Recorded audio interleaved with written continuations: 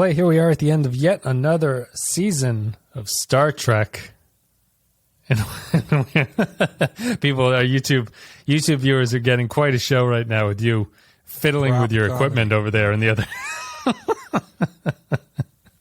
That's what you get on the visual show. Is the perks of YouTube. Unruly microphone arm. It's because it's missing the magnet, right? I know, I'm missing a magnet. Yeah, that's what I need. I need like a really heavy magnet to put on the front of this thing to just weigh it down.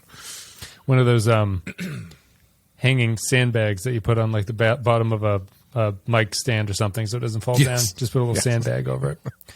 Or the people in like the growing up kids would have the sort of portable basketball hoops, and you just would have to find heavy things to put on it so it wouldn't flip over.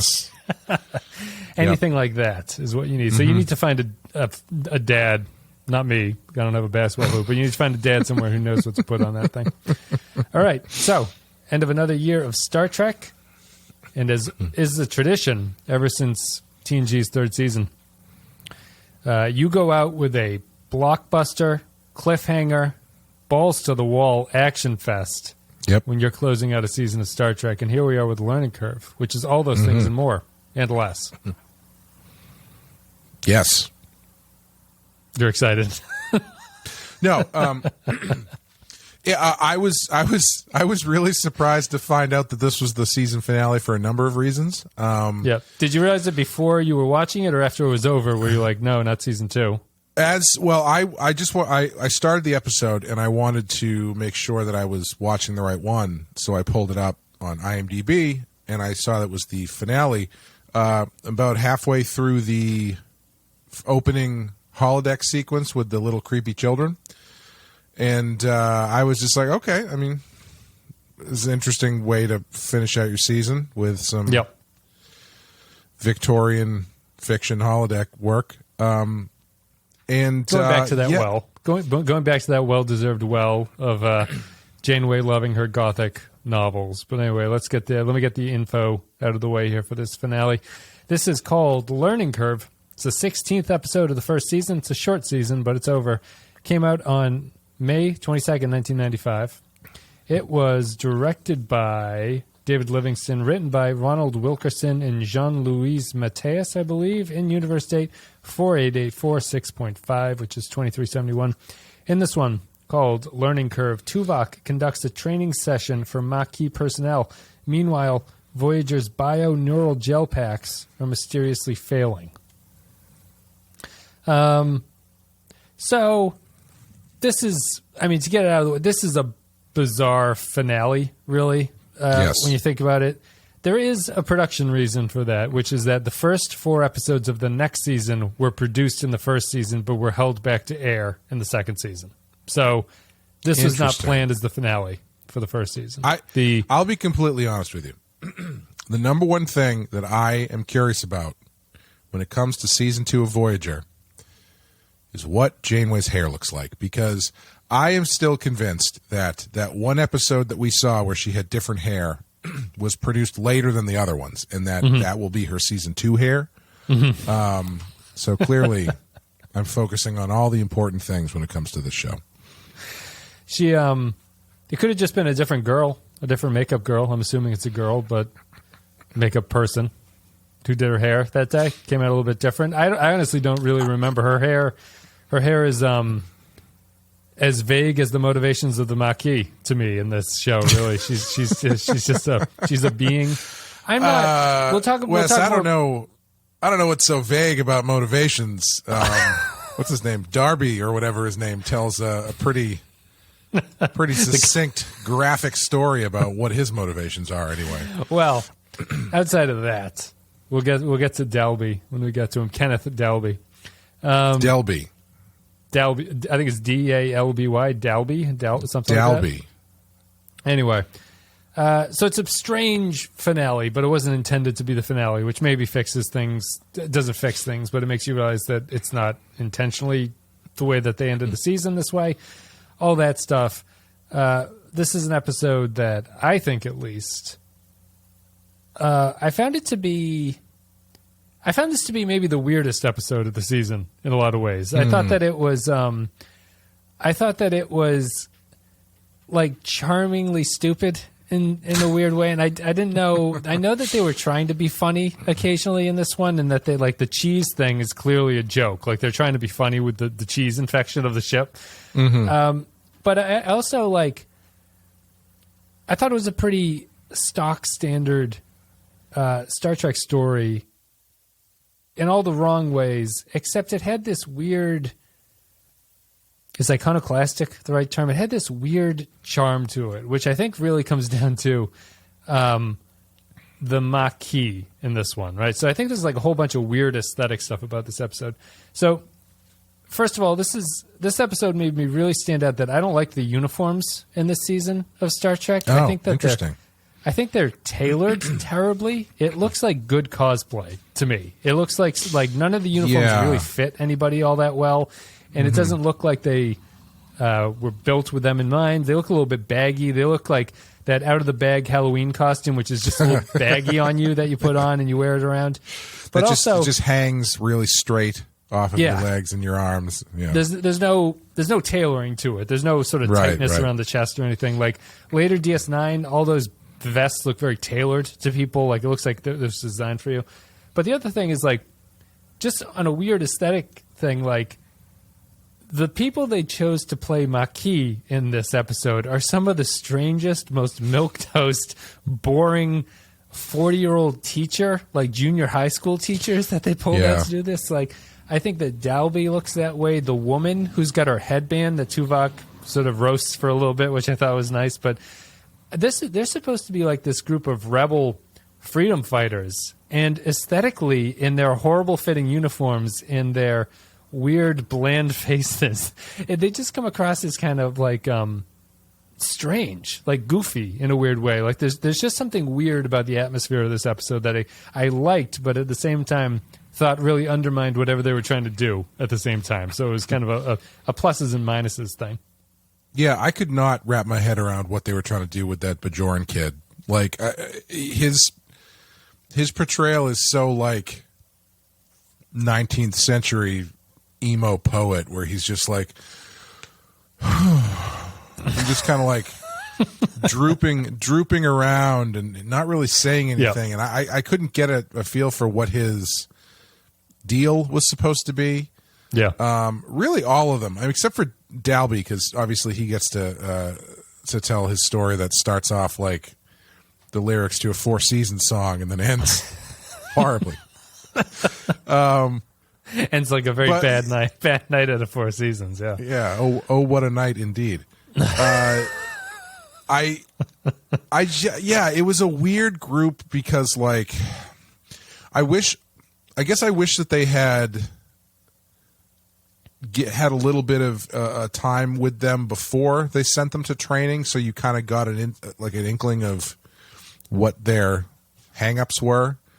In the episode, or you mean like recurring characters throughout the season? I guess in the episode, because it's obviously they just pulling these characters in for the episode. But yeah, it's just like it's hard to really like get into these characters when you've never seen them before, and then Tuvok's like, "You, Blue Man, I've been told that you seem to talk a lot." He's like, "Well, yes, I do. I mean, I guess I talk a lot, but is that really something to be taken down a peg? It's like I don't know. It's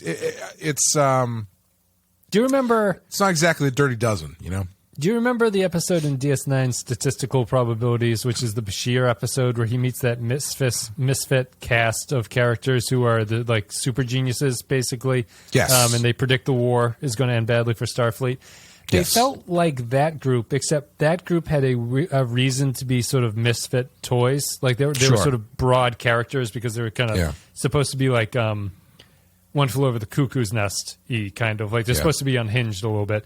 These guys aren't mentally sort of off the beaten path, or they're not like mentally or like personality unusual, but they feel like they have that kind of energy, but for no reason whatsoever. Like they should be a little bit more.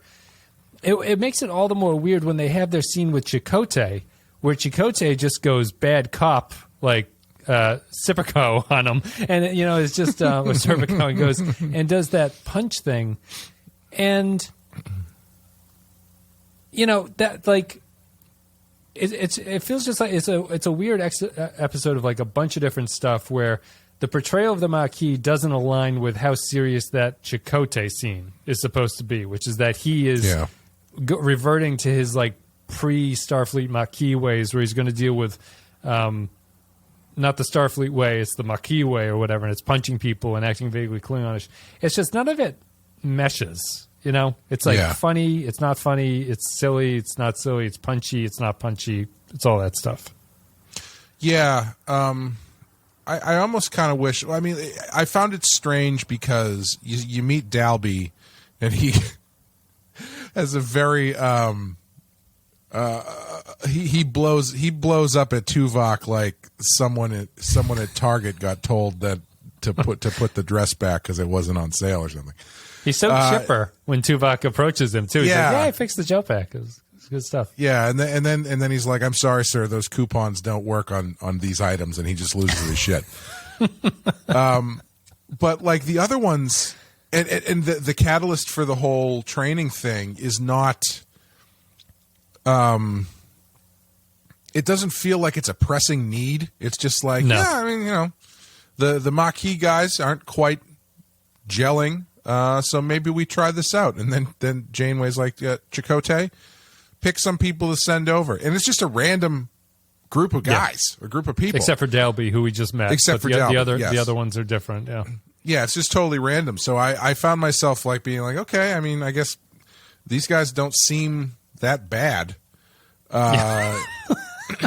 It's because Tuvok speaks to them like, they're the biker gang from hell that he's been having to deal with. Right. Yeah. Like there's no. I almost expected there to be a scene where after she tells Tuvok to do this and he leaves the room or whatever, for Janeway to say to Chakotay, honestly, I think he needs this as much as they do, or something like that. Right. Where it's like Tuvok makes it all make sense. Tuvok's being like too intense, so the goal is to teach Tuvok something as much as it is to teach you, and that is ultimately what they're doing. That's in the story, what it is. Except that's the point of the episode. It gets through Neelix as opposed, but it's not like that's not like the point of why Janeway tells him to do this. At least it doesn't feel that way. No. But yeah, and I kind of wish it was like there was a little bit more. Maybe you don't have to meet all of them in the beginning, but I kind of wish there was a bit more leaned into of like these Maquis guys. They're just not. They're kind of causing a little bit of chaos because they do things so differently, and this is happening, blah blah blah, and so like just give a little bit more of a feeling that there's this group is not meshing. I'm expecting like a West Side Story taped at the wrist knife fight between this gang and Starfleet at the start, and it doesn't. I think that this is one of those episodes where you can do the cliche fight in 10 Forward or the fight in the cafeteria scene where there's a little bit of a brouhaha. That's not serious, but it causes Tuvok to go in there and he tries to separate them. You know what actually would have been great if you did have that, right? So like maybe instead of Dalby throwing a hissy fit when Tuvok asks him about protocol or whatever, you had a scene where you've got some Starfleet guys and you've got some Maquis guys, and they end up getting into a fight in the galley, right? They start for whatever reason. And so then they get reprimanded. And basically from that point on, you do it like Star Trek Breakfast Club, where you've got a group of Starfleet guys and a group of Maquis guys, like 4 or 5 of them, who have to force to work together, that kind of thing. Which not is in the brig, not like detention or anything. They're in the brig with each other. No, it's essentially the same story, except you've got like a meshing of the two groups instead of just Tuvok and just the Maquis. Right. Because ultimately, I feel like the resolution to this story, I don't think is strong enough to really do what they're trying to do, because Tuvok doesn't really save him. He just kind of also falls over at the end. Yeah. He shows them his heart. He shows them right. He shows them he was trying to rescue him. My thought about the ending, not to distract you, is just that it's one of those endings that feels like they ran long and just had to cut it at a certain point. They're like, oh, it's just, they made it out. That's fine. It ends very abruptly, especially for a season finale. If you think about it that way, it's like, wow, that's it. It's just Tuvok sort of limping off to go to sickbay or whatever. Yeah, it doesn't build the ending. It's a really just kind of trite Star Trek working together story, where it's like you recognize the beats and you don't even really think about that. The story itself doesn't make a tremendous amount of sense when they get to the end and Tuvok, becomes a hero to them and they save him and everything like that. But it's like, do you think, I'm sort of just playing devil's advocate here, is it apparently in the production of this one, it was the decision of what the A and B stories were going to be, and that they felt that they had cracked the episode when they realized that the Tuvok story should be the A story instead of what it was originally supposed to be, which was the B story. Sure. Would you agree with that, or do you think that is there any reason to make the sci-fi plot, the cheese infected Neuralink stuff, the A plot of this episode? And I guess that's the reason you would do that, is if you don't think that the character work in the Tuvok plot is sufficient to do anything other than just this little mild story where Tuvok makes some friends very quickly over 12 minutes. I wouldn't switch it. I think they do. I think they made the right choice. I don't think that. Yeah. I don't think the sci-fi stuff is. I mean, the best thing about the sci-fi stuff is how weird it is, and I don't really think there's not enough there. There's not enough interesting stuff there, I think, to carry that as the thing for it to be the thing that carries the episode. Yeah. Do you think Tuvok stuff is interesting enough? Like, I guess that's the argument. Is the character work here better than that? Could you fluff up the sci-fi plot to be more interesting and to make it a different, better episode? I guess. I honestly don't really think so. I think the characters, the contrasting characters having to work together and learn to coexist is always going to be better than how do we deal with sick cheese? Yeah, stinky cheese. I really like the sweating for some reason. That was great. Trying to show how hot it is. It was. I really liked that plot line for the doctor. The doctor he's great. Was fantastic. Yeah. Where he keeps sweating. Calling in. Yeah, he's so chipper about everything while everyone else is sweating to death. It was really good. I like that stuff a lot. And Kes is good too, because every scene with the doctor has Kes looking at him like she can't believe that she has to work with him. She's covered in sweat. See, because I didn't really like I don't care about the whatever they call them, Neuralink gel packs or whatever. That doesn't particularly interest me. But I did like the idea of this cheese causing a bacterial infection in the ship. Sure. I thought that was kind of neat, and I even liked the resolution of the fever being the thing that will fix that. I was like, oh, that's kind of fascinating. I was just wondering if I don't know if it would be good or not, but I liked the fever sequence so much that I wondered if you could stretch that out to 10 minutes, where it's 10 minutes of the crew borderline losing control over themselves. So it's like a fever dream sequence or something like that, because and the doctor's the only one with any sort of rational stuff still going on. I didn't know. I think that I would agree with you, and I wouldn't really want to change this from the Tuvok thing being the A storyline. But it's kind of a weird episode to me that I think you could do either and get away with it and be okay. It's not like the Tuvok stuff is so great that you feel that the sci-fi plot is just kind of tacked on to fill up 10 minutes, and it's not like the sci-fi plot is so bad you feel that it's just filling moments that they couldn't do anything with the Tuvok stuff. Right.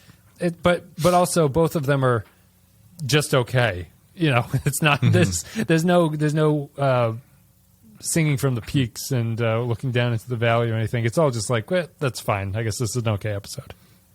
Yeah, I think the sci-fi stuff is, I think if you beefed that up or cheesed that up in this case, I actually think it would make a lesser version of the Tuvok stuff stand out as being not fitting the episode. Because if you're going to go with the cheese thing where the ship gets weirder and it starts causing weirder things to happen. I think if you're cutting back to a fairly normal training session, I think it would be too jarring. Sure. Whereas I think the way that they play it, the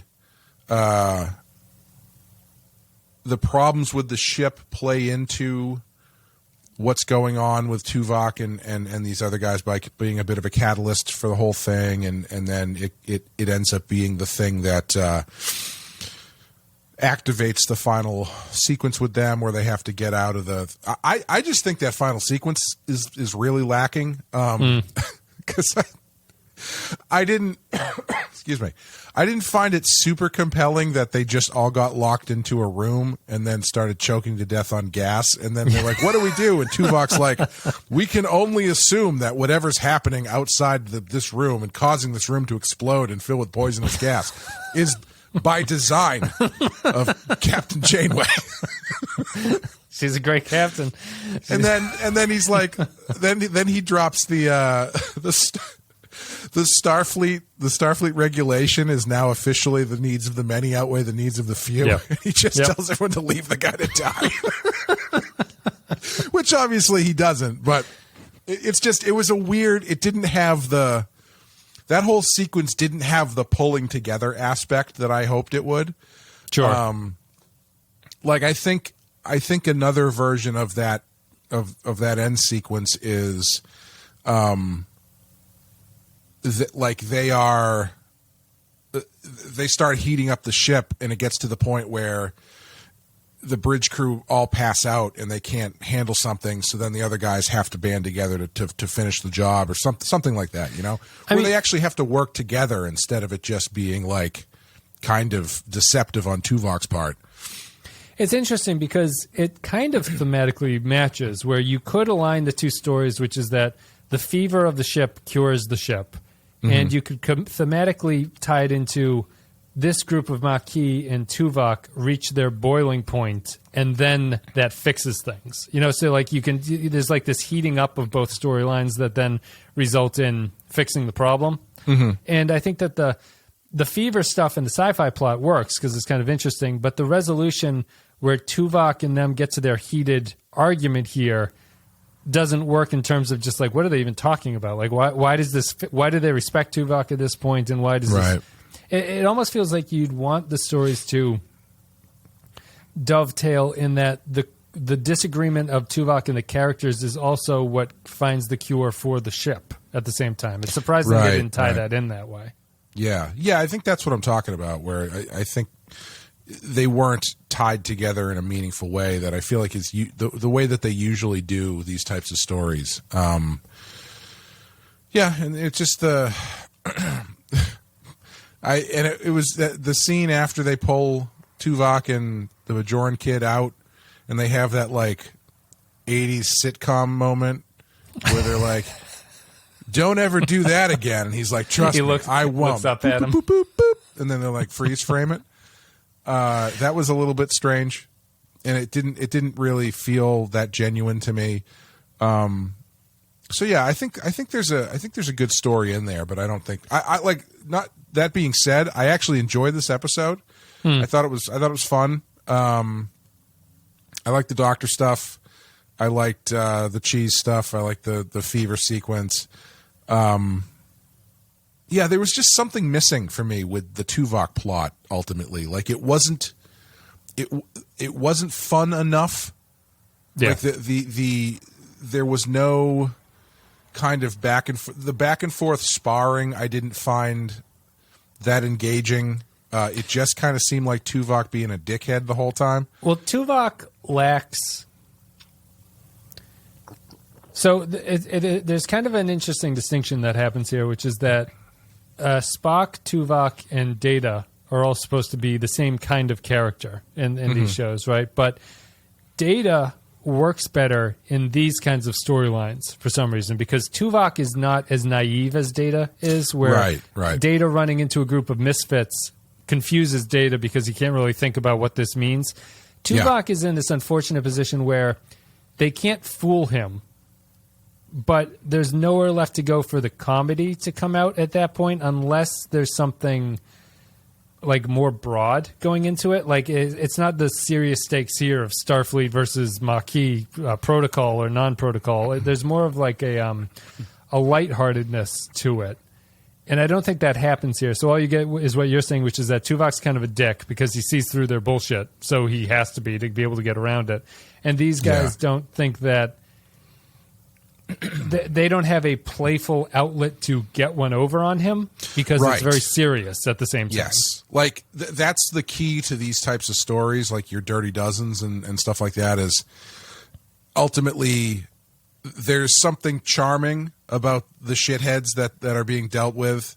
Yeah. And ultimately the hard-nosed drill sergeant learns to respect these guys via shenanigans, usually. Yeah, they just have a different outlook. Yeah, we're all going on the same team. We just have different outlooks. Yeah, yeah, and it never really got to that point with these guys.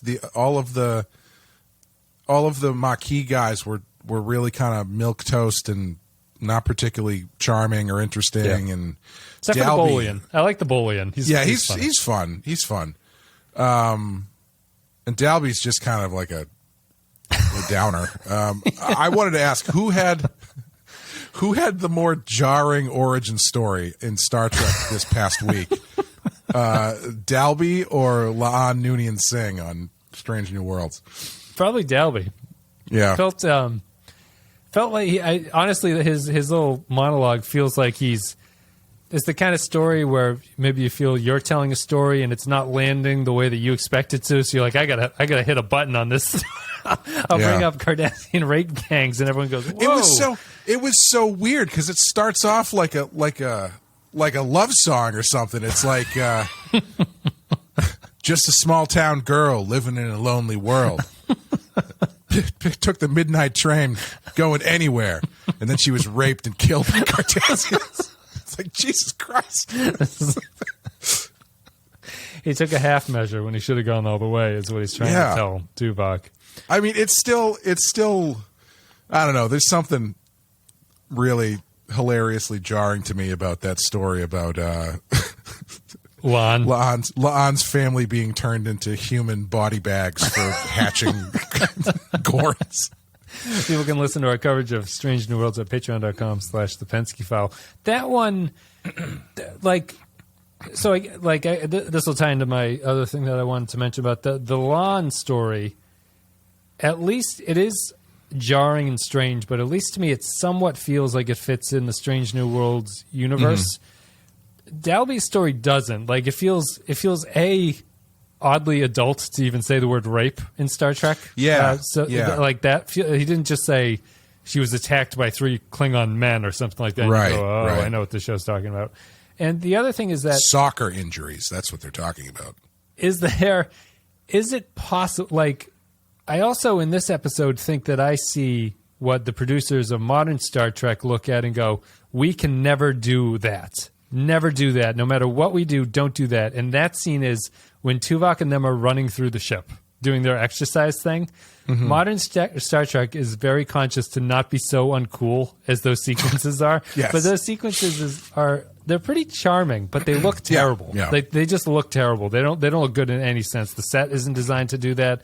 The characters look ridiculous in their outfits, and they're wearing Air Jordans, which is a funny touch. And they're wearing backpacks. It doesn't work whatsoever. But I've never been more aware of the difference between the older Star Trek stuff and the newer stuff, which is that even when Discovery does its Tilly and Burnham are running through the ship for exercise, it doesn't feel like this.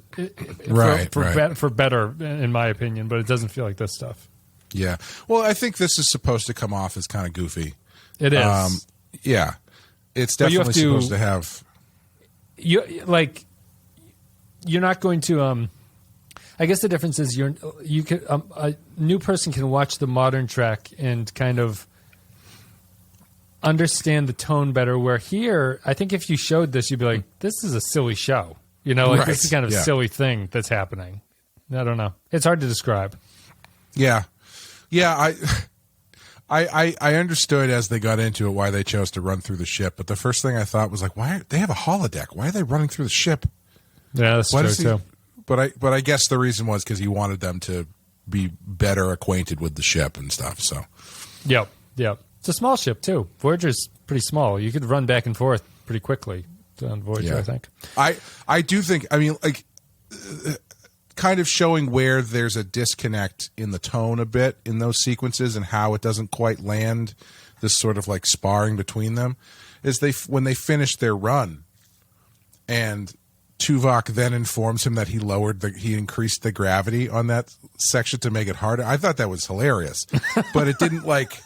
It just was said so matter-of-factly with no real follow-up to it. It just went from that into, by the way, you two, we lapped you 3 times, so you owe us 3 more laps around this run. It's I don't know. It just wasn't.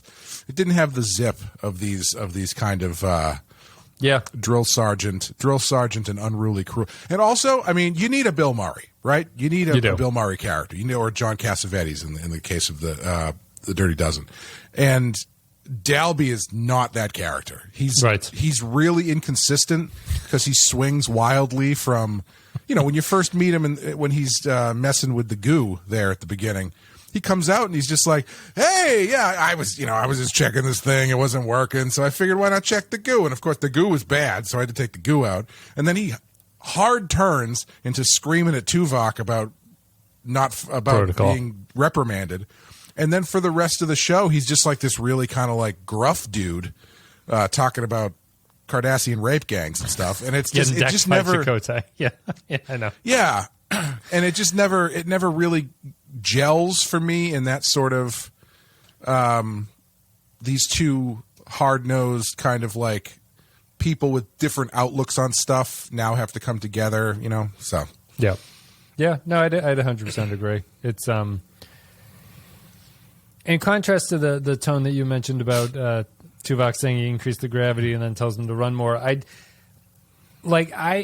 genuinely thought that when he shows up and meets them for the first time and he makes I think his name is Chelly, the Bolian, when he makes him run laps around, and the scene continues and you can see the actor running around in the background. Mm-hmm. I like that's sort of subtle comedy that I thought works pretty well, and it looks like it fits in the Star Trek aesthetic that this show has. And I thought that was decent, but again, was this one trying to be a comedy the whole way? Is it was the thing here to make this a comedy, or is this a drama that has some lightly funny moments in it? I'm not totally sure, because like the sci-fi plot is pretty objectively meant to be funny. Yeah. But they don't really play it that way. Like you definitely could have leaned a lot harder into get the cheese to sickbay. Yeah, get the cheese to sickbay. Like it has a little bit of that like subtler, like, I know this is a weird comparison to make, but like RoboCop element humor to it, where the things they're saying are ridiculous. Yeah, they're treating it seriously. Yeah.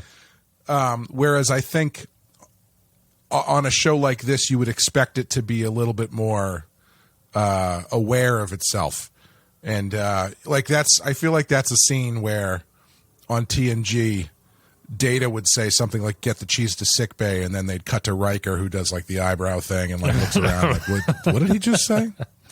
Because I actually like the airplaniness of it. Like I think that like when Tuvok and Torres are like scanning the cheese as it's under the thing, and they're talking about like where did the cheese come from, and like it must have dematerialized and gone up into the vents or something like that. I thought it was. I really like the part where the doctor's talking about his need to improve his bedside manner. Yeah, I think all that stuff. I think that's the right tone for Star Trek comedy, actually, which is to not have the characters being on the joke. I can be, I understand like the TNG crew is kind of family and they'll raise eyebrows at each other, but I do like they're still professional, they're still pros doing a job, no matter how ridiculous it is, and I like that. I think that my my overarching problem with it is that I think it wants to be a comedy, but it's not funny enough in the Tuvok side of things to be fully a comedy. And so when you mesh those two together, you have a semi-serious Tuvok storyline running into the cheese infection storyline, and it's like one of the two is the better way to go.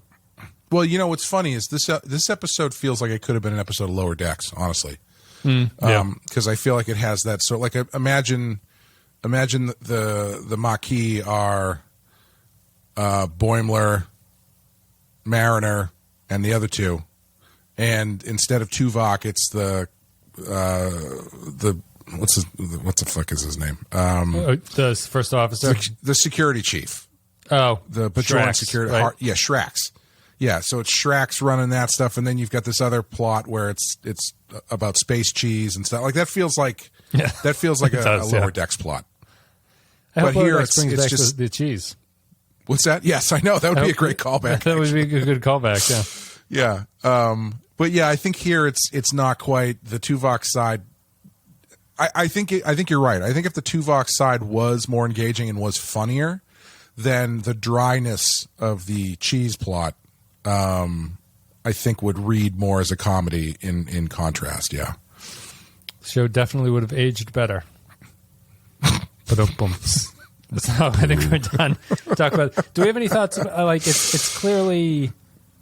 Well, it's clearly not a finale, so it's hard to talk about it as a finale. But that's it for the season. We'll do a wrap up episode, but that's it for the season of Voyager. Just brief thoughts. It went by quick. It was a short season, but that was a fast season of Voyager that we just went through. Yeah, I mean, I hesitate to say. I mean, obviously it's shorter, but I was going to say Enterprise never felt like it moved this quickly, and I was going to say I thought it was because we were doing other stuff while we were doing it, but we've been doing other stuff the entire run of Voyager so far, and it still feels quick. Last season of Enterprise is probably equal or close to the number of episodes that are in this one. I think I remember saying that the last episode of Enterprise felt fast, but the last season of Enterprise also just had like 5 stories in it. That's right. So it felt short. Anyway, we'll have a wrap up. We'll do all that stuff. So let's get to our final thoughts and the patron thoughts and everything about Learning Curve. If you guys enjoyed the content today, you can go to patreon.com/The Pensky File. Support the show there at patreon.com/The Pensky File. It's the best way to support the show. You get extra stuff. We've been covering Star Trek Picard Season 2. We're covering Strange New Worlds Season 1. Clay and Amanda have the second string of Stephen King going on. There's occasionally badass stuff. Whole bunches and oodles of stuff. There's 100+ podcasts over there that you can get access to for $5. And some of them for $3. But the $5 tier is where you want to be if you want everything that's coming out these months. So, as always, we give a special thank you to our Captain Tier supporters, who are our top tier supporters. They include Ben Douglas, Tark Latif, Andrew Cholak, Joint Mango, Christian Pouch, Kyle Barrett, Mike Burnett, Matthew Ross, Michael Pond, Matt Cutler, Nick Sergey, Grim Sando, Sean, Brandon Hells, Bradley Killens, Vault 13 Hero, Dwayne Hackett, Kevin Reyes, Jordan Cooper, Russell O, Stephen Min, Darth Mosh, HH28, Derek Sajak, Paul Orozco, Jacob123, Patrick Siva, Dave Davies, Poindexter G, Barry Walsh, Jimmy Crow, Captain Brazen, Eric Sanchuan, Jakey's Gamer, William Scheisler, Nick the Rat, Rayhan Jaffer, Grapple John Zorn, Zane Majors, Olivia Pardua, Tom Hickey, Jose Hunters, EWNF Remixes, Captain McMunchausen, James McLennan, Tommy Tango, Jonas Tuvix Must Die, Diz Brother, Admiral Nakamura, Clef, Ed Mark Starr, Chris McLaughlin, Royo, Jeremy Boudron, J-Man, Alec DeWolf, The Undiscovered Mugato, Robbie Duffield, Will Clay, Atanga Udom, Artorius, Zalen Maru, and Jaron Hatch. Thanks, everybody, for supporting the show. We appreciate it. Now we'll go to Patreon comments, the last one of the season for Learning Curve. If you're a patron at the $5 and up level, you get to leave thoughts about the upcoming episodes. We read them. Norman Buckwald says, let me move this over so I can look more directly at the camera. Norman says, Learning Curve. Oh, remember that about a third of the ship is Maquis crew? This episode attempts to explore this with Tuvok being their Starfleet trainer to this small group of misfits. The problem? I don't like these characters, and I like even less how Tuvok is treating them. It's almost like he's encouraging them to want to leave the ship or rebel. Otherwise, meh for an episode that should have had much more promise. 1.5 cheeses out of 5 to sickbay immediately. I did find I had the same thought that they did after the first training scene, where after they just walked out, I was thinking, what really is there to force them to do this? Like, it's not like they're not part of Starfleet, you know. They're what are they going to do? Put them in the brig for 70 years, like Chakotay? Chakotay has to punch him. That's why you have to have that Chakotay scene. Yeah. That Chakotay scene was, I mean, one of the bigger things is that I think a few of the patrons are going to mention it too. It's like, I understand ending the season on the Starfleet and Maquis conflict storyline, but boy, did they fuck it up by not having Chakotay be a man stuck between two worlds where he has to enforce things and like operate like this. Because the punch only really doesn't work because it's so antithetical to how Chakotay has been portrayed through the season so far, which is that he's inferior to Janeway and just sort of is her right-hand man for most of the part.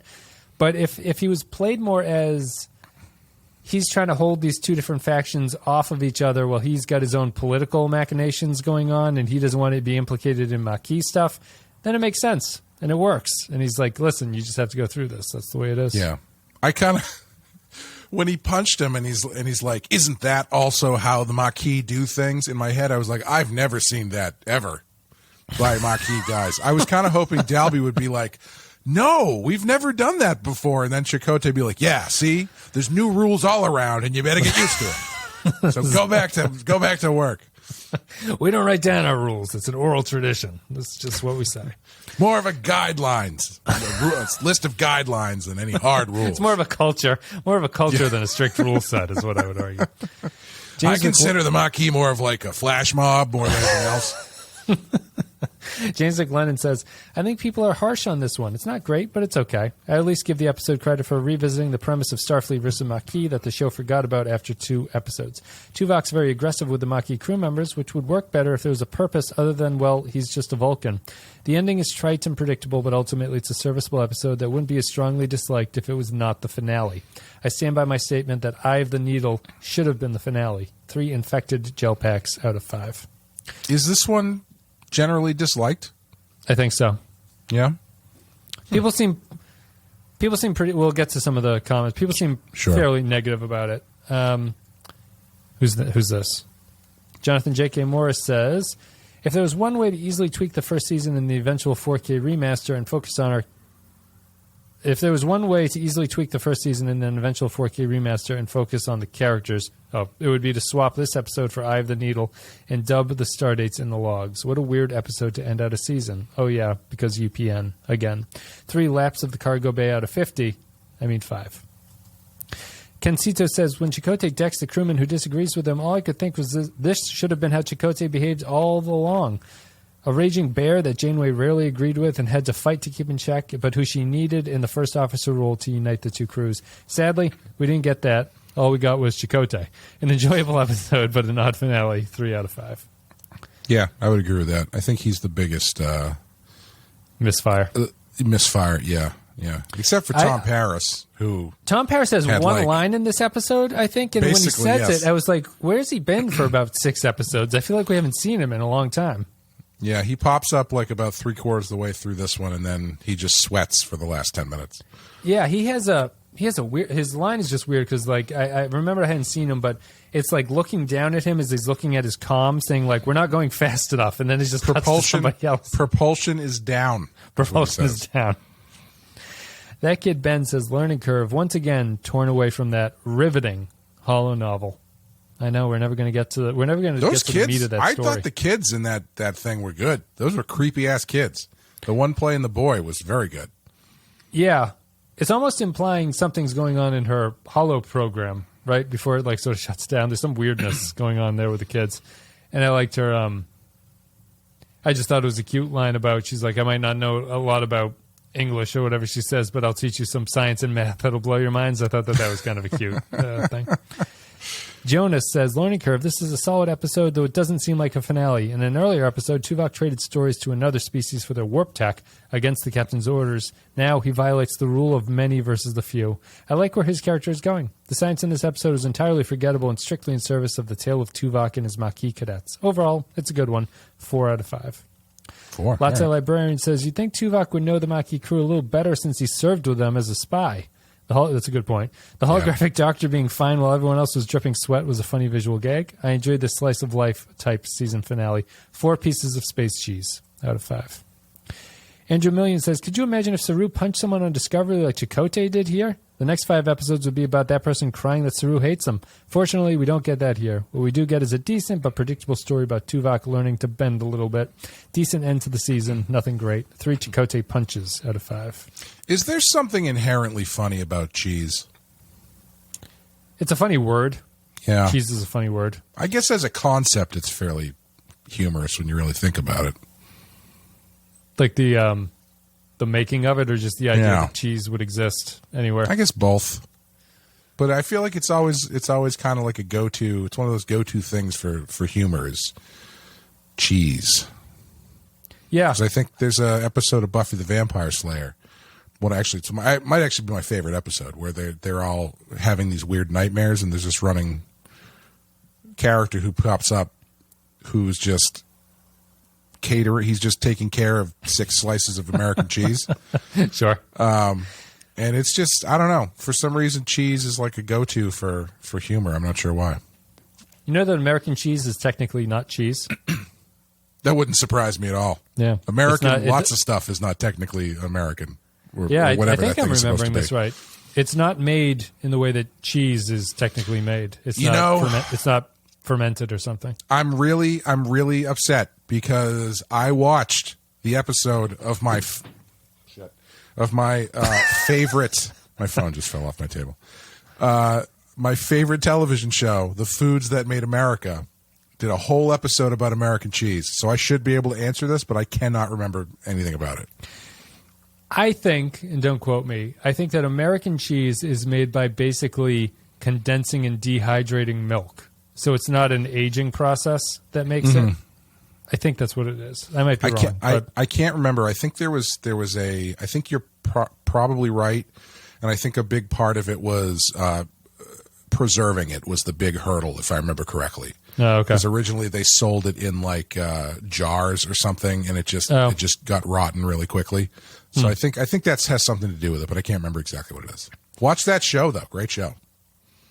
We tend to have respect for foods that take fermentation or aging, like cheese and wine and beer and stuff like that. It's like it seems to be tied to like the human spirit in some way. Our ancient ancestors made it, and now we still make it and eat it, everything like that.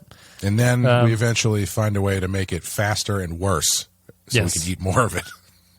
I do like different cheeses, though. Like when there's a cheese platter, I find that really interesting that all the cheese can taste so different. I also do. I'm a big fan. However, and this may be sacrilegious to many people, I think American cheese is the best cheese to put on stuff. Oh. Like a cheeseburger with cheddar cheese doesn't really do anything for me. American cheese all the way. Yeah. Hard to disagree. We'll have to keep going before the podcast splinters into nothingness at this point about American cheese. Yeah, to put on things. I guess we always go with Swiss or cheddar. Those are our 2 cheeses that we put on stuff. But for some reason, I just feel like it retains its taste more when you melt it into things. Like whenever I make eggs, I've made it with bunches of different cheese, but I always end up, American cheese is always my favorite. I'm not sure why. Parmesan's a good seasoning cheese that goes on eggs and stuff. Changeling says, learning curve, it cannot be over-exaggerated how much of a death trap Starfleet ships are. They use biological computer parts that cannot be replicated, and during a blackout, their manual override for the doors don't work. I only assume to keep out the toxic gas that pumps throughout the ship. Also, did anyone find it weird how Dalby, having a really dark backstory about his Bajoran girlfriend be raped and killed by Cardassians, came out of nowhere, especially since the show ends with one of the cheesiest wrap-ups in a bow lines I've ever heard. 2 precocious, punchable prepubescents out of 5. People live for that story. Cal Barrett says that almost everybody lived for that story. Cal Barrett says the show gives us a story it should have been telling all season with the Maquis integration, but does so in the smallest and most insignificant way with the characters we've never seen before and will never see again instead of Torres or Paris. After running the hallways in Air Jordans, they all come to the most unrealistic, cringy, and quick understanding at the end, including Tuvok. The conflict resolution feels like the ending of a kid's show. I wish the Maquis pushback had made Janeway reconsider her opinion, and allow for more relaxed rules going forward, like letting everyone wear mementos of home that aren't regulation, because if not, what is the point of the whole setup of this series? The only thing stopping the episode being a total disaster is the greatest line in Star Trek history, "Get the cheese to sickbay." 2 Cardassian gang rapes out of 5. There's, this season alone has had 2 good ones, which is "Get the cheese to sickbay" and "There's coffee in that nebula." Yeah, big foodie favorite of Star Trek fans. Yeah, Khaled said something there. I just quickly, it is weird that the Maquis aren't main characters in this. Yeah. They've obviously gone past that point, but it would make more sense if it was those 2. It is. It's a very strange thing to me that they set up the season and the show so specifically, and then they just really kind of dropped that stuff to the side and didn't really do anything with it. I think we'll have a big conversation about that at the season wrap up, because I do have thoughts about this at this point, whether or not it's even a sustainable idea is my problem. But yeah, we'll see. Point XG says there's coffee in that nebula versus take that cheese to sickbay. It took a whole season to start dealing with the Maquis crew members. It didn't take much for them to fall in line, and Janeway's crappy holodeck program is even crappier with a kid that's 8 going on 40. That boy ain't right. He's a famous kid actor, I think. I've seen that kid. Oh, is he really? Okay. I think I've seen him in a billion things, or he just looks like every other actor. My favorite part about that sequence was how frustrated she was when it started to break. Yeah. As though it's like, she's like, God damn it, why can't I just be this governess for a while? She's got to de-stress. We'll talk about Janeway in the wrap-up, too. Quick power rankings teaser for the wrap-up. Where's Janeway on your captain's power rankings tier? Out of just the captains? Yeah, just the captains. We can include Pike, too, if that's helpful. Current Pike? Captain now.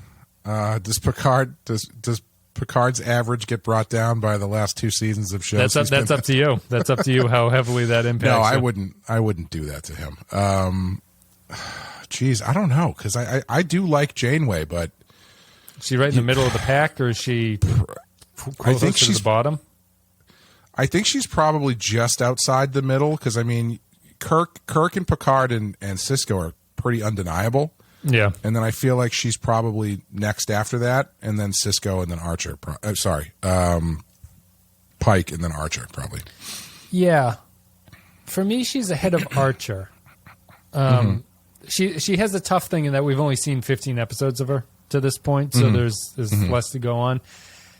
I would have her somewhat towards the bottom there. Like, I think Pike is actually a better...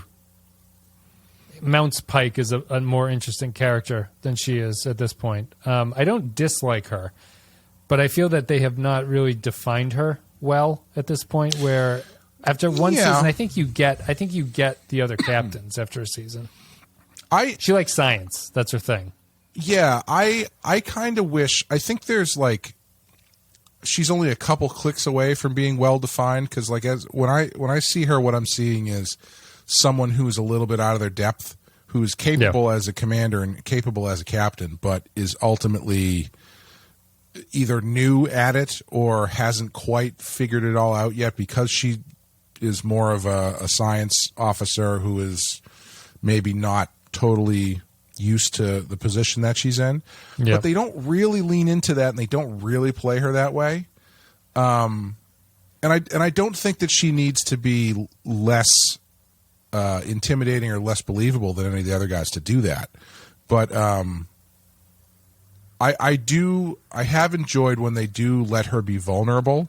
I think those scenes have been very good, and I do like that with her as a captain, because I feel like she gets more of that quicker than I think some of the other captains have.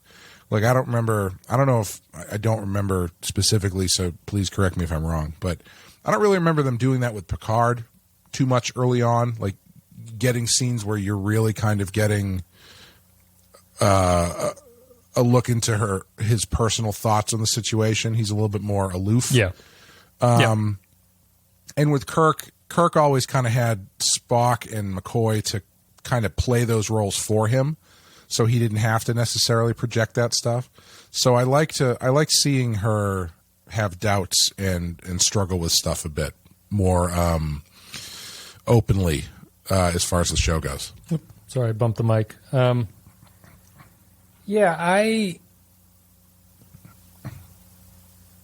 I think they should have, because what you're saying about how she seems like she's out of their league, it almost comes across as an unintentional writing decision where no one's really conscious of the idea that this is what her character is supposed to be, but stories get written that way.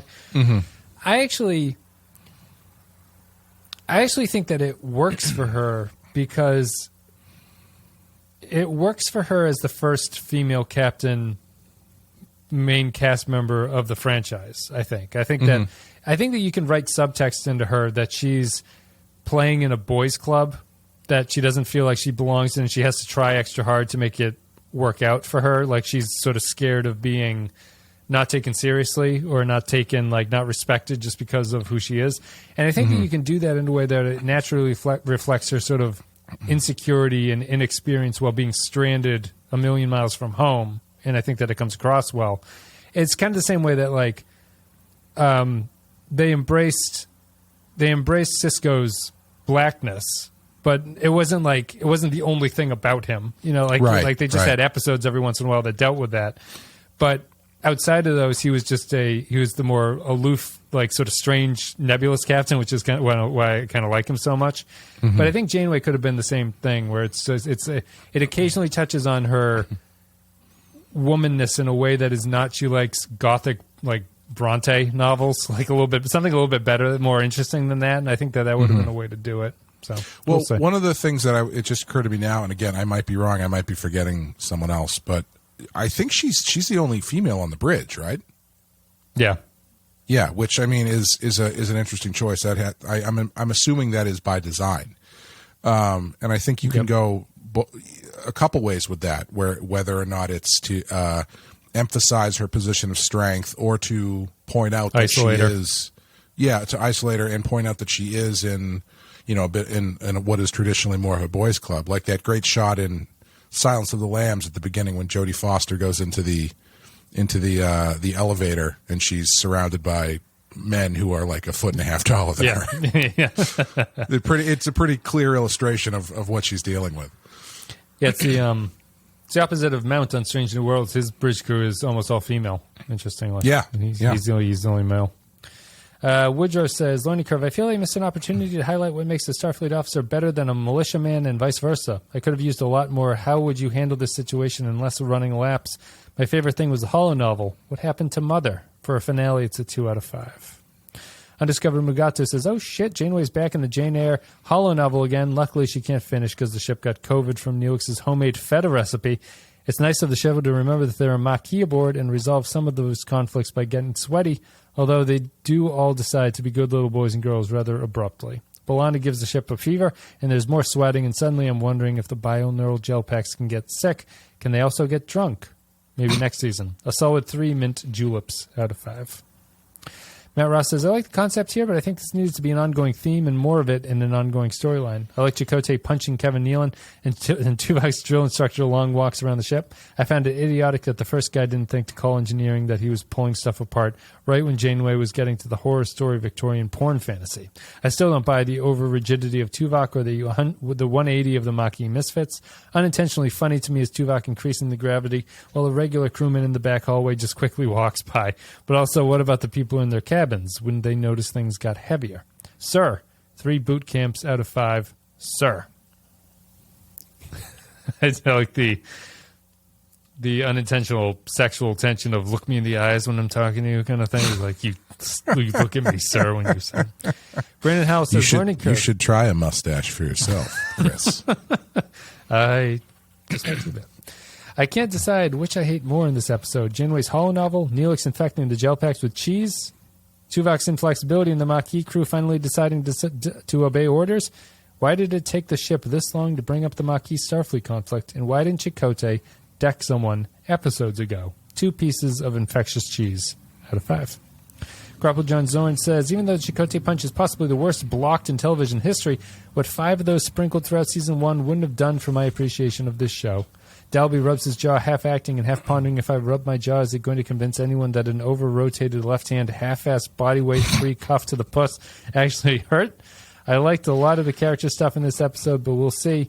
Long-term character arcs are less shaped like arcs and more like Family Circus-style meanderings through a forest of writers, showrunners, and execs who can't decide where they're going. Excellent Family Circus reference.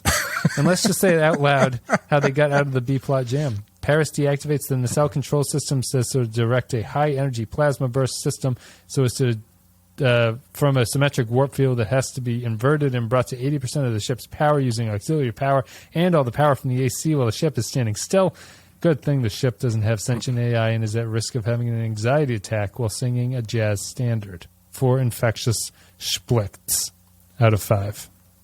That punch was really awkwardly, yeah. This show is not good at physical action for some reason. Anytime people have to fight each other, it looks like trash. The blocking for it was the most difficult acting angle to rely on it to be a one-shot thing. Yeah. They don't cut it. They just do, it's Chakotay punches towards camera, and the actor has to pretend, they have to get the impact to look real in a way that is like, you know, if you're standing with your back to the camera and you punch across, you can more effectively fake a punch that way. You don't have to be anywhere near someone as long as your timing looks okay. But Right. coming at the camera is just a weird decision. Should have hit him Clef with a says- clothesline. That's right. Clothesline from hell. Across. Get JBL in there and just spin over the top rope. Lariato. Clef says, finally, an episode that shows more conflict between the Maquis and Starfleet. Good to know the Maquis discipline is based on sucker punches. The technobabble stretches belief. Did Starfleet really put non-replaceable biotech throughout a ship without giving it an immune system? But overall, it's a good episode with some fun moments. 3 Bolians awkwardly standing behind Chakotay, waiting for their chair out of 5. 2 more. Jaron Hatch says, it's a somewhat abrupt ending to the season, but it's certainly welcome to see some conflict between the Maquis and Starfleet. Really makes one wish there was more of this throughout the entire season. The resolution may be predictable by the numbers, and while the story itself isn't memorable, this episode is great at utilizing its cast and secondary roles, demonstrating why Voyager has one of the best ensembles in Trek. Side note, does Janeway's holodeck program indicate that she subconsciously romanticizes her ship's predicament and sees herself as the crew's loving but strong-willed caretaker? 3 Calzetti pendants out of 5. Yeah, I mean, I think I mentioned in the previous episode, Janeway's holo novel was interesting in that she, the captain of this powerful starship who listens to no one, becomes a subservient female in that era of like calling people my lord and stuff like that. That's the most interesting to me. Hey, some people, you let off steam in different ways. You can't be in charge all the time. You do. Makes sense. I would be interested to explore it. I just don't know. I don't know. Maybe it's just a runner. She never gets to the point of her holo novel. She's just in there constantly, and it never turns into anything. Much like a real novel from that time. Is you get about halfway in, and then you kind of forget about the rest of it. We need to get to the point where she marries someone that we just met at the end of her holo novel, and we go, okay, exactly. Yes. Royo says, unfortunately, this is where the stupid starts showing up on Voyager. Janeway wants the Maquis to feel like members of the team, so Tuvok thinks it's a good idea to go all Captain Sobel on their asses, Band of Brother reference, making them feel like press-ganged conscripts. When Dalby complains these punishments feel like punishments, Torres jumps to the idiotic conclusion that he's just afraid he can't make it through boot camp. It turns out that Voyager, a ship designed for long-range science missions, deep space science missions, can't handle deep space missions due to these gel packs requiring the ship to stick close to the Federation for resupply. Also, Neelix endangers the ship with cheese. 1.5 out of 5. Wow. That's a series that we should do if we run out of stuff to do. We'll just say pretend it's in space. Let's do Band of Brothers. Band of Brothers. Yeah. Cerulio, last comment. I really wish this tension between Starfleet and the Maquis would have been ongoing during the entire season. It makes no sense that they included the Maquis to recreate some of DS9's factional tension, only to do nothing with it. While I find Neelix to be an annoying character, the older I've gotten, the more I realize that sometimes people are just annoying, so I've grown to appreciate Ethan Phillips' portrayal. I really like the episode where Neelix and Tuvok interact because they're perfect foils for each other, and I enjoyed the tone in which Neelix tells Tuvok that he's being inflexible. As for the gel pack story, it seems like quite a design flaw. The Voyager wasn't designed with tried-and-true isolinear backups for this new tech that the primary systems depend on. 3 laps around the cargo bay out of 5. Thanks, everybody. Thank you for supporting the show. Thanks for leaving your comments about Learning Curve, the season finale of the first season of Star Trek Voyager. Clay, on a scale of 1 to 5, what are you going to give Learning Curve? I'll give it a 3. I liked it. You know, it didn't blow me away. It had a lot of stuff in it I enjoyed. I've just been really surprised by this season and how much I've enjoyed it just across the board. Like I don't really think there's one that I thought was a stinker. I've just at least not in the same way that Enterprise consistently felt. I think there feels like there's less of a formula to this show so far. It does, yeah. Whereas Enterprise kind of has that formulaic element to it, where it's like, all right, now this is the part right from the start.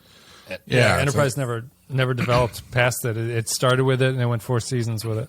Yeah, this one I feel like all that story. Well, except for at the beginning where they ran into like 4 temporal anomaly nebulas in like 3 episodes or something. Yes, yeah, they do like the anomaly. Aside from that, in this one. Yeah. Aside from that, I feel like they've kept things fairly novel and done kind of different things every episode, and most of it's been interesting. And there's just a certain